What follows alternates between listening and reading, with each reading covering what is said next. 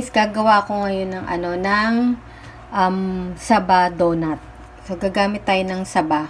Ngayon kung malalaki yung saba nyo tsaka matataba, pwedeng 6 na pirasong saba lang gamitin nyo. Ito kasing akin, bukod sa maliit, payat pa. So ang ginawa ko is 12 pieces to na saba. 2, 4, 6, 8, 10, 12. Again, kapag malaki yung saba nyo at mataba, 6 pieces pwede na. Pag ganitong maliliit, 12 pieces.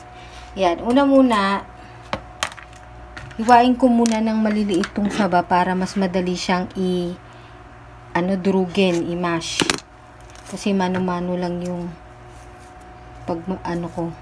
pagmamash ko sa kanya. So, i-chop ko lang ng ganyan para mas madali.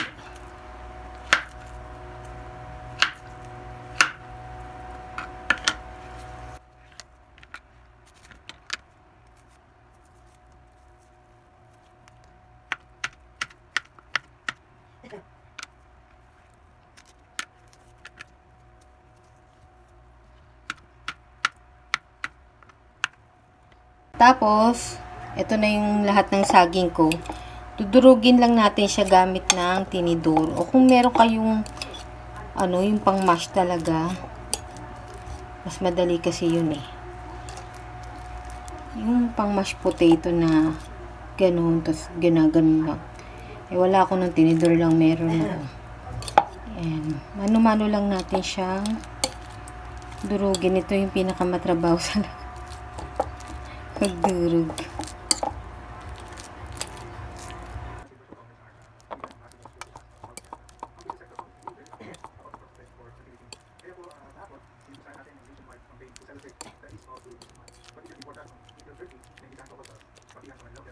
Ayan guys, durog na siya.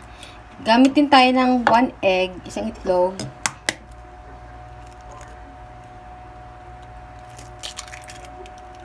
Ayan. At saka 4 na kutsarang sugar, 4 tablespoon sugar. 2, 3, 4. Matamis na rin kasi guys yung saging. Pero kung gusto nyong tamisan pa, pwede nyong gawin 5. May mga diabetes yung mga tao dito. Kasi tinikman ko yung saging, matamis-tamis naman yung saging. Kasi medyo pahinog na rin tong saba na to. Pwede nyo tong gawin guys sa mga yung mga saba nyo na na sobrang hinog na. Pwede rin, no? O di kayo mga nilaga na hindi nyo naubos. Hindi nyo pinapansin. Kasi yung iba hindi mahilig sa nilaga, diba? Tapos, kailangan natin ng 2 cups na flour. Itong flour ko, binili ko lang to sa sa palengke.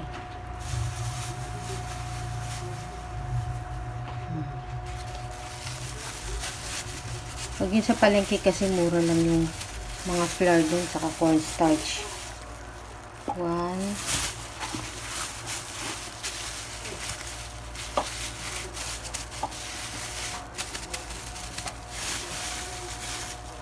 2.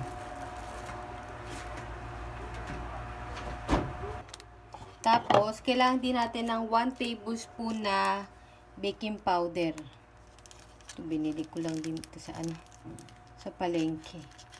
Mura lang to yung ganito, mga budget pack. 1 tablespoon.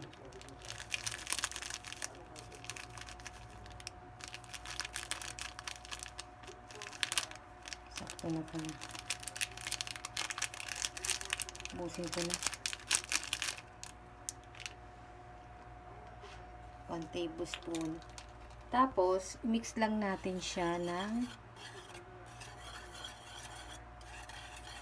matawag sa ganito. Kalimutan ko na. Ayan. Tapos, kunin na natin ulit yung ating egg and banana mixture. Unti-unti nating ilagay itong ating dry ingredients.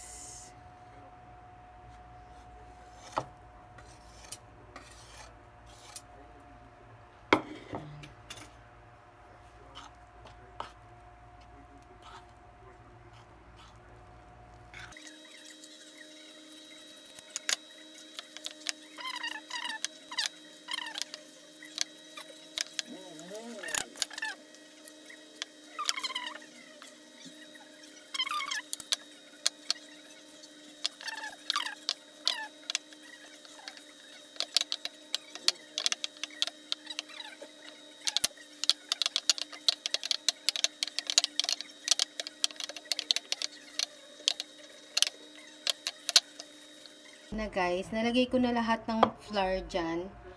Set aside muna natin siya guys. Tapos, kailangan din natin ng breadcrumbs. Ito, breadcrumbs.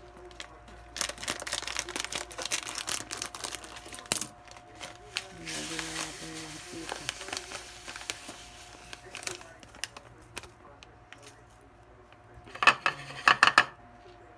Tapos, kailangan din natin guys ng oil.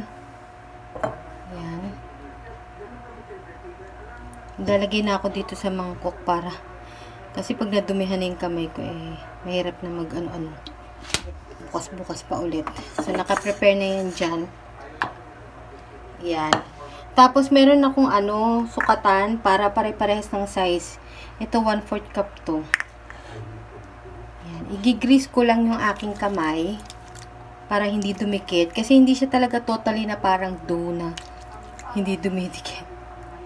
Tapos, igigrease ko din tong aking sukatan ng oil para hindi siya dumikit. Ayan. Ayan. Ayan. Tapos, ganyan natin siya. Pabilog. Tapos, butasan lang natin. Kasi, kailangan parang mukhang donut.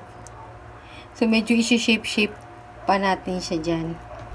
Gaganyan-ganyan nyo lang.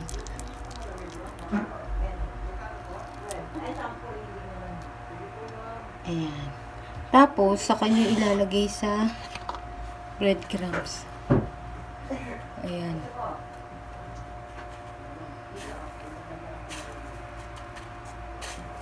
Sana magkasya yung breadcrumbs ko. Ayan. Ganyan.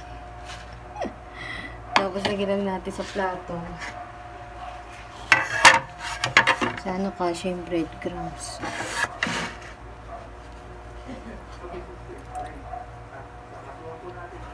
Ayan. Tapos pwede nating ayusin pa yung shape. Mas madali siyang ayusin kapag may breadcrumbs na siya.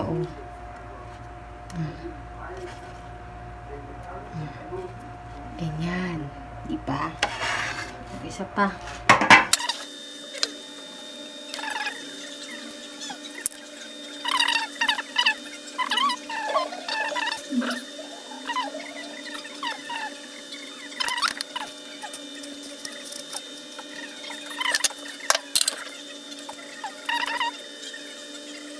Ayan siya guys, yung nagawa ko.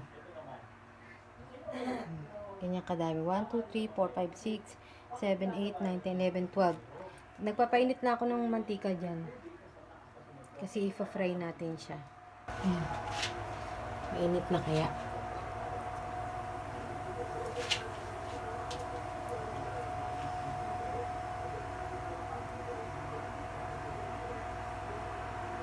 Ayan. Tapos, gilang natin ito. Tapos, wag masyadong malakas yung apoy, katamtaman lang. Kasi, madaling maluto yung breadcrumbs para hindi mapuwersa.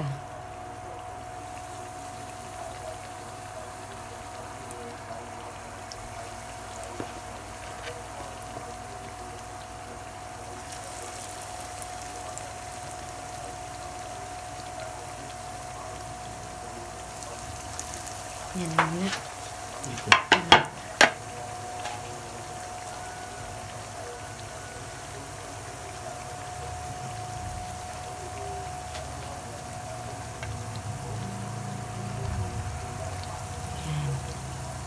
Yan. Tapos lutuin lang natin siya hanggang mag-golden brown.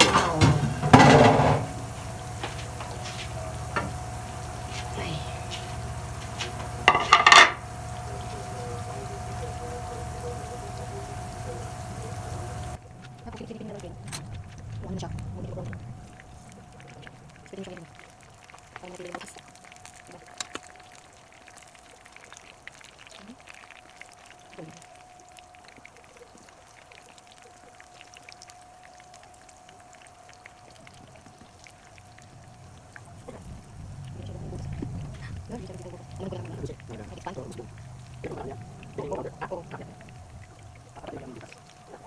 Yan, iba na naman.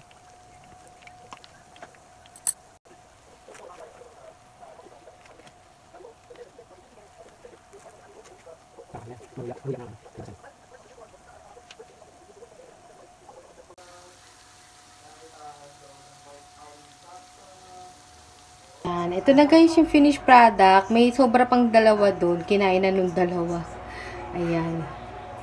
Pwede nyo to guys budburan ng cinnamon, tapos may sugar, i-combine nyo, then sprinkle nyo lang siya. Or, i-dip nyo siya sa chocolate syrup. Mag-drizzle kayo yung chocolate syrup. Ayan. Guys, oh. Itsura niya. Kung nakain na ng dalawa yung luto dun. Hindi siya gaano matamis guys.